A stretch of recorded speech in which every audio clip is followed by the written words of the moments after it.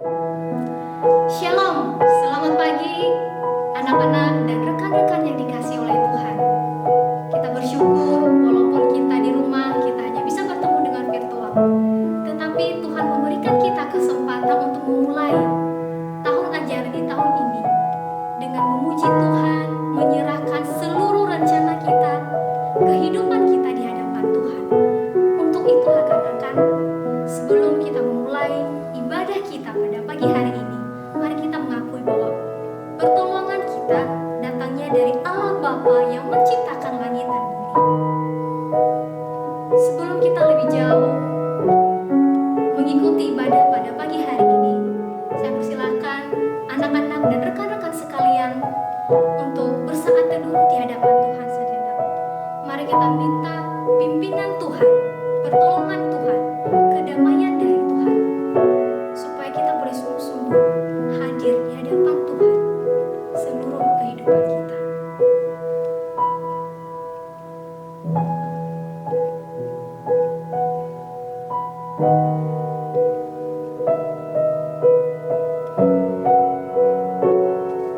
Tuhan Allah Bapa kami yang bertata di dalam kerajaan surga, kami bersyukur ya Tuhan, kalau sampai saat ini Tuhan masih memelihara kehidupan kami.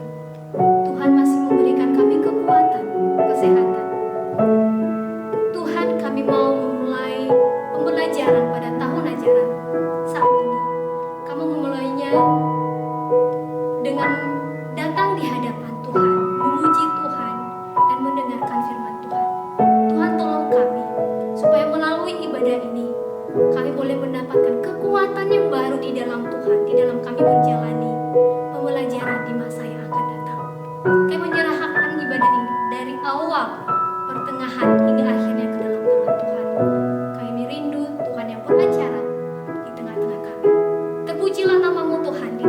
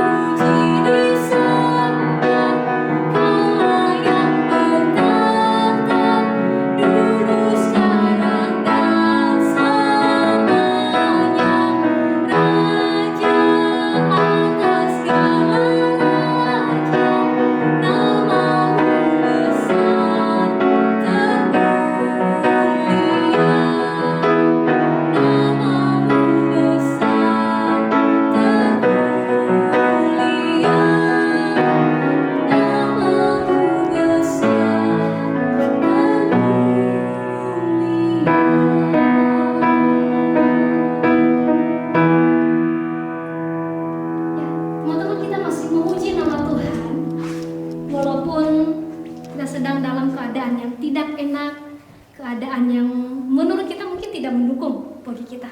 Tetapi kita punya satu pribadi yang menjadi perisai di dalam kehidupan kita. Mari kita nyanyikan pujian ini sambil bertepuk tangan ya. Kau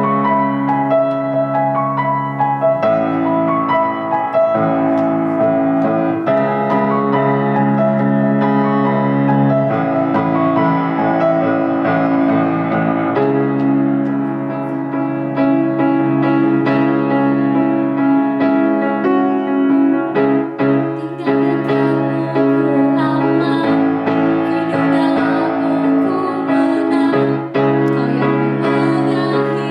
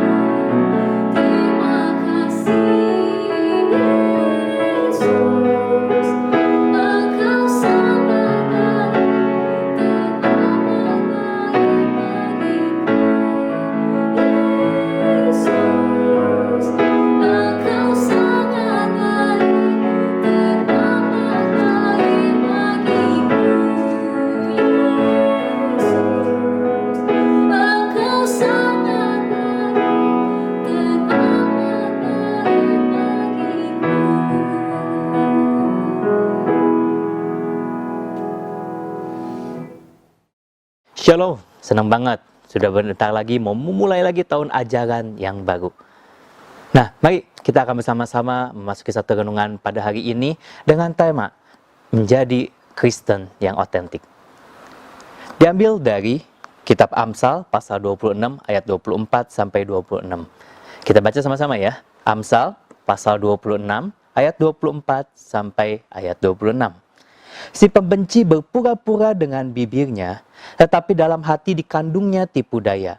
Kalau ia ramah, janganlah percaya padanya, karena 7 kekejian ada dalam hatinya. Walaupun kebenciannya diselubungi tipu daya, kejahatannya akan nyata dalam jemaah. Satu kitab hikmat dari Amsal yang mengajarkan kita bagaimana kita berhati-hati dengan orang yang mendua hati. Orang-orang yang munafik. Orang-orang yang tidak sesuai antara pikiran hati dengan tindakan dan tingkah lakunya. Tapi sebelum kita melanjutkan renungan pada hari ini, marilah kita akan bersama-sama berdoa terlebih dahulu. Bapa dalam surga, terima kasih Tuhan, hari ini kami boleh bersama-sama menikmati satu ibadah, bahkan boleh menikmati satu kesempatan kami untuk boleh merenungkan kebenaran firman Tuhan. Tuhan, thank you.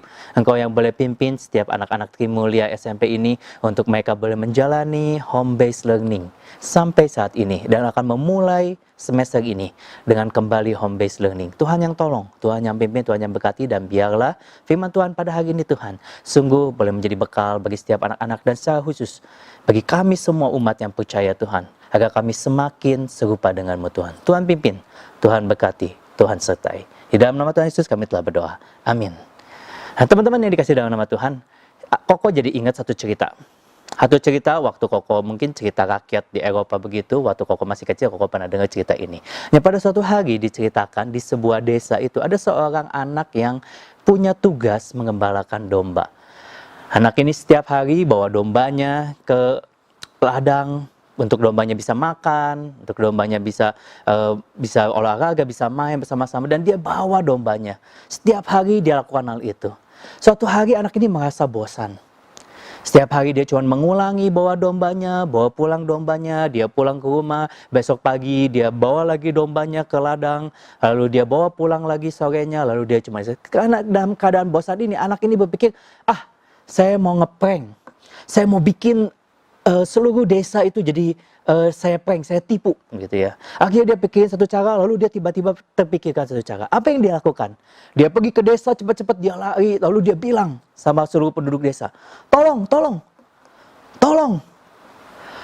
domba saya diserang oleh sekelompok serigala, tolong, gitu. Penduduk desa yang mendengar hal itu, mereka langsung semuanya, mendengar kabar itu, mereka langsung ambil senjata yang mereka punya, mereka ambil apapun yang bisa mereka pakai untuk menghalau sekelompok serigala atau mengusik sekelompok serigala itu. Seluruh penduduk desa berbondong-bondong semua bawa senjata, bawa apa, dia pergi ke tempat di mana domba anak ini biasa dibawa, gembala ini bisa bawa. Dan waktu dia ke sana, tiba-tiba dia cuma lihat domba yang lagi asik makan, lagi asik mungkin main satu dengan yang lainnya. Lalu dia nanya, mana serigalanya? Anak ini ketawa. Dia ketawain seluruh penduduk desa. Dia bilang, kalian kena tipu. Kena prank semua. Kena tipu. Nggak ada serigala itu. Itu cuman bercandaan aja kali. Dia ketawain penduduk desa. Dan penduduk desa itu pulang dengan marah sekali kepada anak ini. Lanjut hari demi hari dia merasa senang sekali gitu ya. Dia pernah melakukan prank, bahkan menipu hampir seluruh penduduk desa. Sampai suatu hari ketika dia bawa dombanya, dia bawa lagi, sampai pada saatnya. Ketika dia bawa domba, tiba-tiba benar ada sekelompok serigala. Sekelompok serigala itu banyak banget, dia mau memakan dombanya. Anak ini ketakutan karena dia nggak bisa lawan sekelompok serigala itu. Apa yang dia lakukan? Dia cepat pergi ke desa dan dia katakan, tolong! Ada sekelompok serigala yang mau makan domba saya. Tolong, saya nggak bisa menghalaunya sendiri. Saya nggak bisa ngusirnya sendiri. Saya nggak bisa mengalahkan serigala itu sendiri. Tetapi apa yang terjadi teman-teman? Seluruh penduduk desa itu hanya tertawa dan dia tidak menghiraukan. Anak ini teriak lebih kencang lagi. Dia minta tolong lebih kencang lagi. Dia nangis minta tolong. Maka dia tarik baju penduduk desa itu untuk minta tolong bantu. Tetapi apa yang terjadi? Penduduk desa itu tidak ada yang peduli. Dan akhir kisah ini kita tahu semua, seluruh dombanya habis disantap oleh sekelompok serigala. Nah, waktu Koko dengar cerita ini, pesannya cuma satu. Jangan berbohong. Perhatikan tingkah laku kita. Nah, teman-teman, kita baru menyadari bahwa ternyata di dalam kehidupan ini kita benar-benar butuh apa yang namanya attitude atau kita sebut dengan tingkah laku. Bahkan dikatakan oleh beberapa orang mengatakan bahwa untuk sukses, tingkah laku kita atau karakter kita itu sama pentingnya dengan kemampuan kita. Artinya apa? Kita hari ini belajar di sekolah bicara soal kemampuan, soal ability. Tapi tanpa kita sadari, waktu kita mau sukses, bukan cuma sekedar kemampuan yang harus kita punya. Tetapi kita harus punya karakter dan tingkah laku. Begitupun ketika kita membaca Amsal yang tadi, ini bercerita tentang seorang yang berpura-pura dengan bibirnya. Amsal 26 ayat 13-28 menceritakan tentang fake friend. Teman yang palsu. Teman yang lain di hati, lain di tindakan.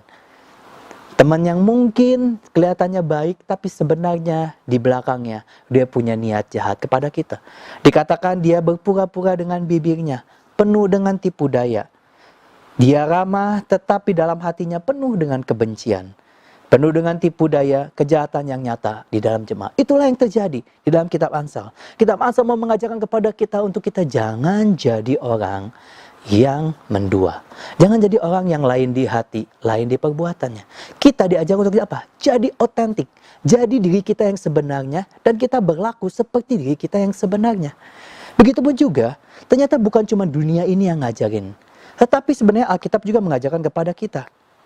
Di dalam 1 Timotius mengatakan, janganlah seorang pun menganggap engkau rendah karena engkau muda.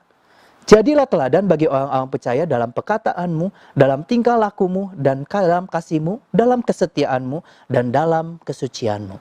Kita pun diajarkan untuk apa? Punya attitude yang baik. Punya tingkah laku yang baik, bukan cuma sekedar kepintaran. Bukan cuma sekedar kemampuan untuk berbicara, tapi kita juga harus punya attitude yang menjadi teladan bagi orang lain. Ternyata Alkitab juga sejalan. Untuk sukses, kita butuh kemampuan yang sama pentingnya dengan ability. Begitupun Alkitab mengajarkan kita harus punya tingkah laku yang sama juga dengan kemampuan atau apa yang kita percayai. Nah, teman-teman, hari ini kita belajar bahwa sebenarnya kita itu harus punya satu jiwa yang otentik, yang seharusnya sebagai orang Kristen. Teman-teman, banyak yang mengatakan skill itu bisa dipelajari. Skill itu bisa dikembangkan. Tingkah laku juga bisa dipelajari. Skill bisa dipelajari, mungkin dengan cara belajar, kita bisa sekolah, bisa baca buku, bisa les, bisa segala macam. Tetapi tingkah laku atau perilaku kita adalah sesuatu yang harus dipelajari oleh diri kita sendiri dalam waktu dan proses yang panjang. Sehingga seringkali kita capek nih kayaknya kalau bicara soal tingkah laku. Karena jauh lebih mudah kalau kita cuma keluar, ketemu orang, dan pakai topeng kita. Apalagi kita udah terbiasa pakai masker zaman sekarang. Seakan-akan kita nggak perlu biarin orang lain lihat diri kita yang sesungguhnya. Itu yang terjadi. Banyak orang zaman sekarang justru nggak mau jadi otentik. Jadi diri dia yang sesungguhnya. Dan tunjukkan diri dia yang sesungguhnya. Banyak anak-anak, orang-orang Kristen zaman sekarang, banyak memakai topeng. Bahkan nggak sedikit orang Kristen dicap sebagai orang yang munafik. Sabtu dan Minggu begitu rajin ke gereja, hari Rabu ikut kebaktian doa, ikut kegiatan-kegiatan gereja. Tetapi di luar sana, di sepanjang kehidupannya, di dalam sekolah bahkan, mereka nggak menjadi berkat, bahkan menyakiti banyak orang. Memang nggak tepat ketika kita mengeneral bahwa semua orang Kristen adalah munafik. Tetapi kenyataannya, itu yang mereka alami ketika melihat orang Kristen. Itulah yang terjadi ketika kita tidak otentik sebagai orang Kristen. Kita memakai topeng yang hanya menyebabkan luka dan sakit. Sama seperti apa yang Amsal katakan. Nah teman-teman, terus kita diminta untuk apa? Untuk menjadi teladan dalam perkataan, tingkah laku, kasih, kesetiaan, dan kesucian. Waduh, waktu saya diskusi ini sama teman-teman remaja, dia bilang susah kok. Masa dalam perkataan, tindakan, tingkah laku, semua harus jadi teladan. Ini susah kok, nggak gampang. Kok itu bukan saya yang sesungguhnya. Kalau saya otentik kok, saya bukan kayak gitu orangnya. Saya pemarah kok, dari dulu saya pemarah. Ya udah, kalau saya otentik, saya tunjukin aja kalau saya pemarah. Ada anak yang bilang kok susah kok. ini mah berat, ini mah. Kita mah otentiknya, saya mah males, ya udahlah. Ini kan otentik saya tunjukin deh saya males. Saya tunjukin deh saya nakal. Karena ini emang diri saya tuh kayak gini kok. Males, nakal. Saya itu cuma bisa jadi diri saya sendiri waktu saya mungkin main game. Ya, ada alasan, banyak alasan. Yang buat saya bukan alasan yang baik. Tapi kita sering mengakui bahwa itu otentik kita. Teman-teman sadar nggak? Kita itu sebenarnya bukan otentiknya itu di dalam dosa. Enggak. Waktu kita diciptakan sama Tuhan, itu kita diciptakan segambar dan serupa dengan Tuhan. Artinya apa? Waktu kita diciptakan, kita punya sifat dan karakternya Tuhan. Singkatnya begini deh, segambar dan serupa Tuhan. Waktu kita melihat sesama kita manusia, seharusnya kita juga melihat ada diri Allah di dalam mereka. Waktu orang lihat kita, seharusnya kita menunjukkan gambar daripada Allah. Menunjukkan siapa Allah kita. Nah, waktu kita pikirkan, kita diciptakannya seperti apa? Ternyata seperti apa yang diharapkan oleh Timotius. Engkau menjadi orang yang teladan di dalam perkataan dan tingkah lakumu. Bukankah Tuhan kita seperti itu? Segala janjinya, dia tepati. Segala apa yang dijanjikan, bahkan kepada Abraham dan Sarah yang gak bisa punya anak, dia janji bakal kasih anak, betul-betul dia bisa punya anak. Tuhan kita adalah Tuhan yang menepati janji dan melakukannya sesuai dengan apa yang dia janjikan. Apa yang dia katakan, dia lakukan. Tuhan kita juga adalah Tuhan yang apa? Yang penuh dengan kasih. Tuhan kita juga Tuhan apa? Yang setia. Bahkan sampai saat ini waktu kita pun punya waktu untuk meninggalkan Tuhan, untuk berpaling dari Tuhan.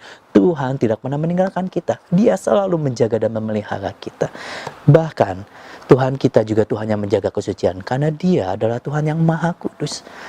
Kalau kita diciptakan segambar dan serupa dengan Tuhan, harusnya yang otentik dari kita, harusnya yang wajar dari manusia adalah apa?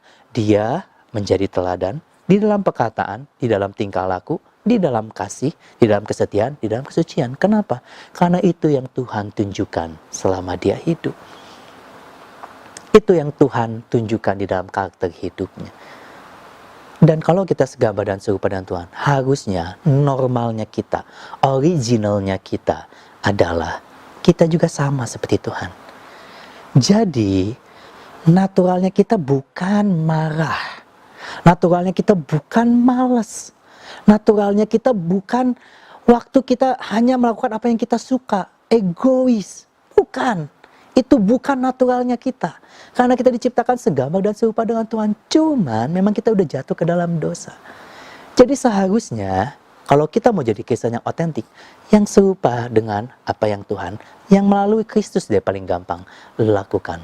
Kita punya contoh Allah yang menjadi manusia. Hanya melalui teladan Kristus kita boleh melihat bahwa itulah seharusnya gambar otentik diri kita.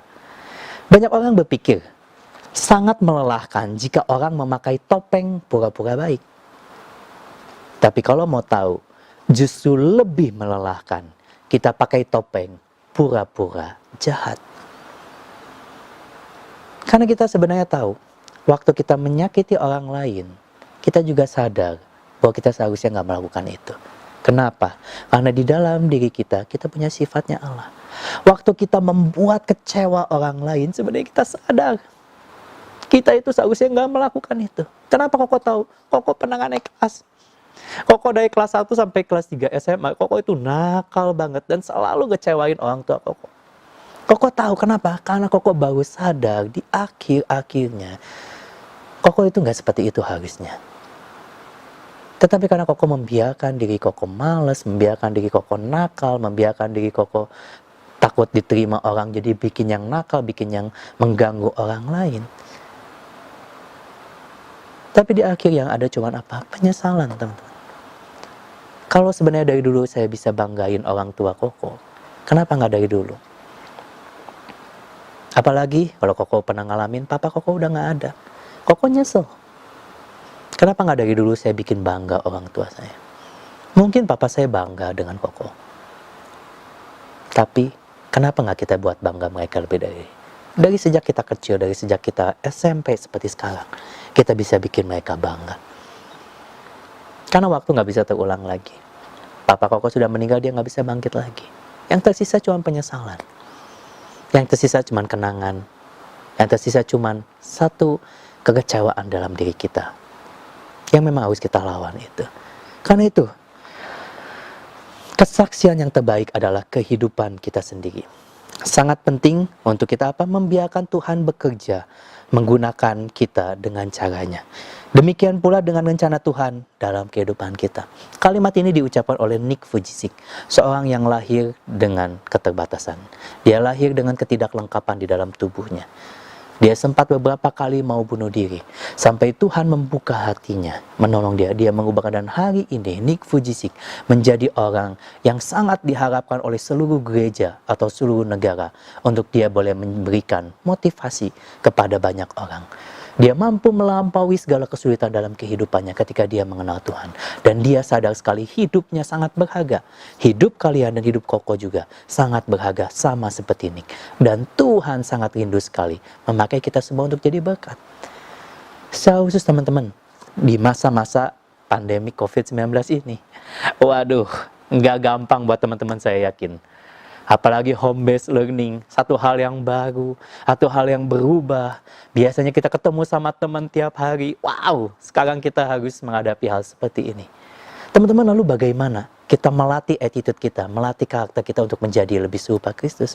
Teman-teman, seringkali waktu saya sharing sama teman-teman remaja, waktu kita CG sama teman-teman remaja, apa sih yang dialami waktu home-based learning? Mereka mengatakan ini, stres kok.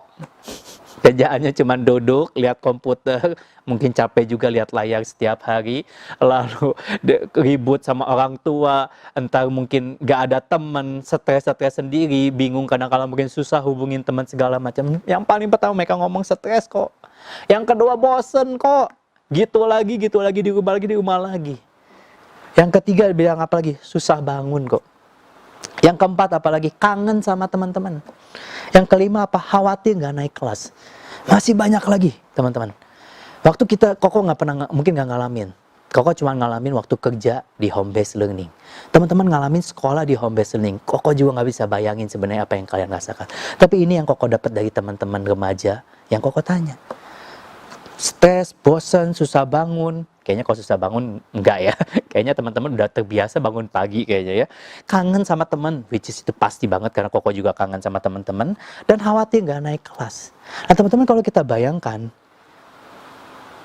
kalau kita kembali ingat apa yang Nick katakan, bahwa kesaksian adalah di dalam kehidupan kita dan Tuhan bekerja menggunakan caranya. Teman-teman percaya nggak? Kalau corona diizinkan Tuhan, sebenarnya untuk mengajar kita semua. Secara khusus di dalam membentuk tingkah laku, attitude kita, untuk kita menjadi pribadi yang lebih sukses. Aku percaya bahwa corona diizinkan Tuhan dalam dunia ini pasti pengen ngajarin sesuatu. Seperti apa yang tadi Koko bilang juga.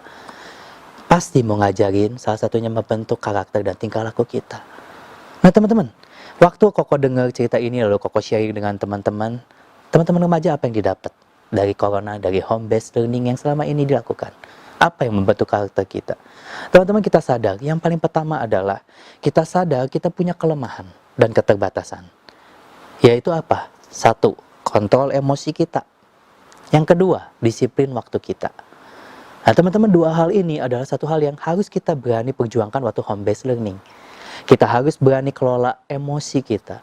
Kita harus berani berkata sama diri kita, kalau memang kita sudah letih, yuk kita ambil istirahat dulu sebentar.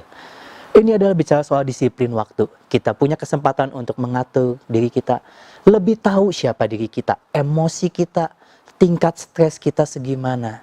Dan yang lebih penting juga apa? Kita lebih belajar mengatur waktu. Saya yakin dan percaya, guru-guru yang menyampaikan materi pun, mereka semua kelelahan. Karena double job. Saya punya anak pemuda, dia guru di satu sekolah swasta di kota Bandung. Dia kerja sampai malam. Kenapa? Karena banyak tugas yang diberikan kepada siswa, maka banyak tugas juga yang harus dia periksa. Karena dia tanggung jawab dia ketika dia memberikan tugas, dia juga punya tanggung jawab untuk memeriksanya. Begitupun dengan teman-teman, ketika engkau diberikan tugas, diberikan tanggung jawab untuk hadir di kelas secara online, ataupun teman-teman harus mengerjakan tugas, itu adalah bagian dari tanggung jawab teman-teman. Good news-nya, di sini kalian gak dikekang dengan jam sekolah. Di sini kalian bisa atur waktu kalian dengan baik. Kapan waktu harus bikin tugas? Mungkin kalian bisa istirahat dulu 5 menit. jangan kebablasan gitu ya. Habis sisa 5 menit kalian bisa lanjutin lagi bikin tugas, lanjutin lagi nanti kelas berikutnya. Teman-teman, sebenarnya ini adalah satu kesempatan buat kita untuk apa? Melatih tingkah laku kita, disiplin kita, dan juga kita sadar seberapa jauh tingkat emosi dan ketahanan kita. Yang kedua teman-teman, kita juga belajar menghargai apa yang namanya guru, teman, dan orang tua. Teman-teman bayangin nggak? Baru aja dikasih corona seperti ini, kita udah kangennya setengah mati. Koko juga kangen banget. Dan Koko belajar bahwa teman-teman di sekolah itu ternyata adalah orang-orang yang sangat kita harapkan. Karena mereka bisa membawa suasana yang indah dalam kehidupan kita. Sehingga waktu kita home based learning, kita kangen banget. Bukan cuma di sekolah sama teman-teman, tapi pasti main sama teman-teman. Nah teman-teman, belajar satu hal. Yaitu apa? Hargai temanmu. Kalau dulu kamu suka sembarangan ngomong soal temanmu, suka ngomong kasar sama temanmu, suka nyakitin hati temanmu, hari ini kamu sadar bahwa ketika kamu sendiri gak enak banget. So ketika kamu nanti ketemu sama temanmu, hargai temanmu. Karena mereka itu adalah kasih yang Tuhan berikan dalam kehidupan kita untuk membuat hidup kita lebih indah. Teman-teman pasti setuju. Karena teman-teman kangen semua pergi bareng sama teman-teman. So, ada kesempatan teman-teman bentuk diri teman-teman lebih baik lagi. Supaya apa? Engkau tidak menyakiti teman-temanmu. Engkau bisa menghargai teman-temanmu. Engkau bisa menghargai orang tuamu. Kenapa kok bilang seperti ini? Karena ini penting banget. Teman-teman, bukan hanya teman-teman aja yang menderita kesusahan. Ekonomi pada saat ini sedang dirasakan berat sekali bagi orang tua juga. Mereka berusaha sebisa mungkin untuk memenuhi kebutuhan keluarga di tengah keterbatasan mereka juga untuk berusaha. Ke tengah keterbatasan mereka untuk bekerja. Teman-teman belajarlah menghargai orang tua. Nah teman-teman, waktu SMP, Koko tahu, teman-teman pasti berharap teman-teman udah dianggap dewasa, udah dianggap besar. Yang ketiga, inilah saatnya teman-teman buktikan sama orang tua bahwa teman-teman adalah pribadi yang layak diberikan tanggung jawab dan layak dipercaya oleh mereka. Caranya gimana? Buktikan bahwa engkau walaupun di rumah, walaupun tidak ada yang mengawasi, engkau tetap belajar dengan sebaik-baiknya. Engkau tunjukkan, engkau benar-benar bertanggung jawab dengan menyelesaikan tugas demi tugas. Engkau bertanggung jawab dengan bahkan belajar lebih sungguh-sungguh lagi ketika tidak ada guru yang mengawasi. Ketika hanya orang tua mungkin yang hanya melihat. Tetapi jikalau engkau menyelesaikan tanggung jawabmu, bukankah ini kesempatan buat teman-teman membuktikan kepada orang tua bahwa teman-teman adalah teman-teman yang lebih dewasa dan bisa layak mendapat kepercayaan dari mereka. Koko sangat berharap sekali sebenarnya dulu waktu dengar sharing dari teman-teman remaja, sharing bagaimana mereka belajar banyak hal. Koko berharap, karena Koko dari SMP selalu berharap mendapat pengakuan dan kepercayaan dari orang tua. Orang tua selama ini gak lihat kita di sekolah, sehingga mereka cuma bisa asumsi. Mereka cuma bisa, kamu mah begini ya, kamu mah begitu ya. Mereka cuma bisa nyimpulin tanpa mereka tahu kenyataannya. Hari ini mereka bisa lihat kamu secara langsung. Dan kamu bisa pakai kesempatan ini untuk justru membuat orang tua kamu semakin percaya kepada kamu.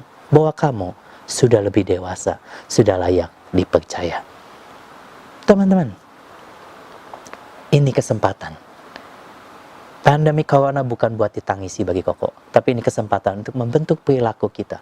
Karena jika engkau sukses, sekali lagi, bukan hanya ability yang kau punya, bukan hanya kemampuan, tapi engkau butuh attitude, tingkah laku yang baik juga, karakter yang baik.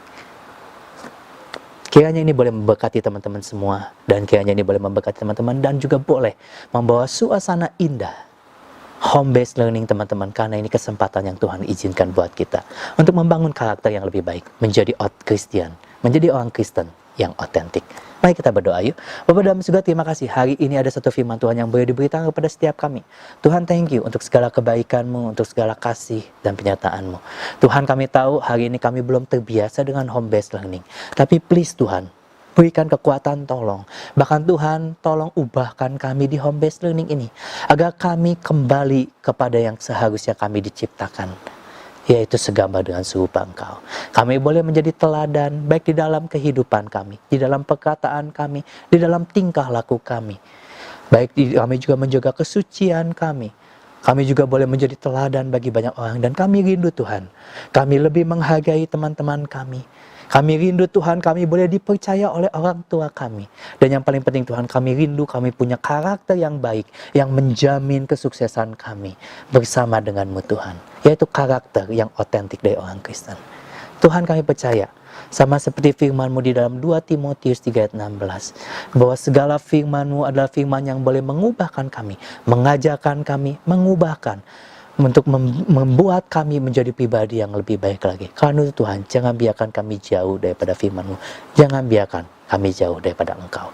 Tuhan pimpin, Tuhan berkati, Tuhan sertai juga setiap anak-anak yang walaupun mereka belajar di rumah, Tuhan yang berikan kesabaran, ketenangan, berikan kekuatan kepada mereka. Dan kami rindu juga Tuhan, Kau yang kembali melembutkan hati di tengah-tengah keluarga, agar walaupun mereka berada di rumah, tetapi mereka punya keluarga yang terus mendukung mereka. Tuhan tolong berkati setiap anak-anak. Inilah doa kami, inilah permohonan kami panjatkan di dalam nama Tuhan Yesus. Amin. Mari kita meresponi firman Tuhan yang sudah kita dengar barusan.